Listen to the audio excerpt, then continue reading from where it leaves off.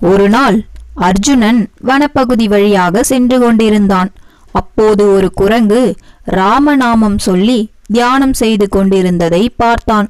அர்ஜுனனுக்கு நீண்ட நாட்களாக அவன் மனதை உறுத்தி கொண்டிருந்த ஒரு விஷயம் என்னவென்றால், ராமன் மிக சிறந்த வில்லாளி என சொல்கின்றனரே, நம்மை விட சிறந்த வீரரா என்ற ஐயம் இருந்தது.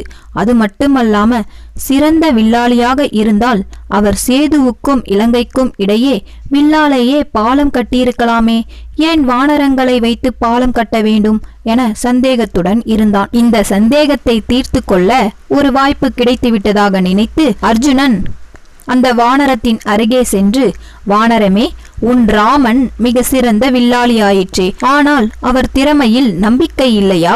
அவன் சிறந்த வில்லாளியாக இருந்தால் உங்களை வைத்து பாலம் கட்ட உதவி நாடி இருக்க மாட்டாரே என கேட்டான்.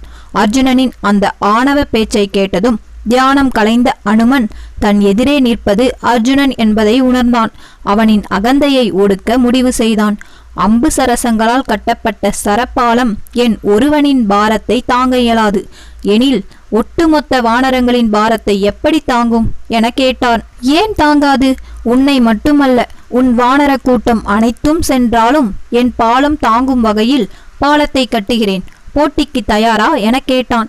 இந்த போட்டியில் நான் தோல்வியடைந்தால் வேள்வி தீயில் குதித்து உயிர் துறப்பேன் என தன் காண்டிபத்தின் மேல் உள்ள அதீத நம்பிக்கையால் கூறினான். அனுமனோ, அப்படி உன் பாலம் என்னை தாங்கினால் நான் ஆயுள் முழுவதும் உன் சேவகன் ஆவேன் என்றார். போட்டி தொடங்கியதும் அர்ஜுனன் தன் சரபாலத்தை கட்டத் தொடங்கினான். அனுமனோ ராமநாமத்தை தன் மனதில் ஜெபித்து கொண்டு பாலத்தின் மீது தன் முதல் அடியை வைத்தான். பாலம் சுக்குநூறாக உடைந்து விழுந்தது. மகிழ்ச்சியில் துள்ளி குதித்த அனுமனை பார்த்து அவமானத்தால் தலைகுனிந்து தன் சகோதரர்களை காக்க பாசுபஸ்திரத்தை தேடி வந்தேன்.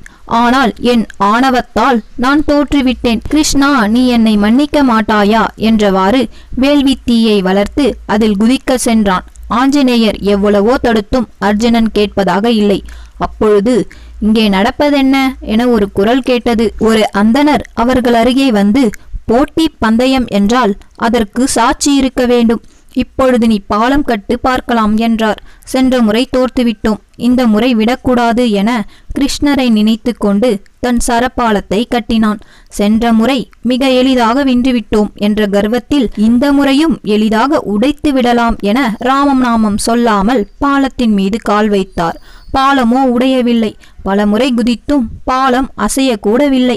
பரிதாபமாக அர்ஜுனன் அனுமனை பார்த்து, பார்த்தாயா எங்களின் கண்ணனின் மதிப்பை? இப்போது சொல், யார் வலிமையானவர் என்று என கேட்டான். அந்த அந்தணனோ, வென்றது அர்ஜுனனோ அனுமனோ இல்லை. முதலில் அர்ஜுனன் தன் அகந்தையில் பாலம் கட்டினான். அனுமன் தன் ராமநாமத்தை ஜெபித்து வெற்றி உறுதி செய்தான்.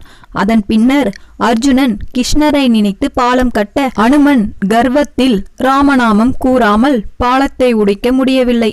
இறைவனை விட இறைநாமத்திற்கு மிகவும் வலிமை வாய்ந்தது.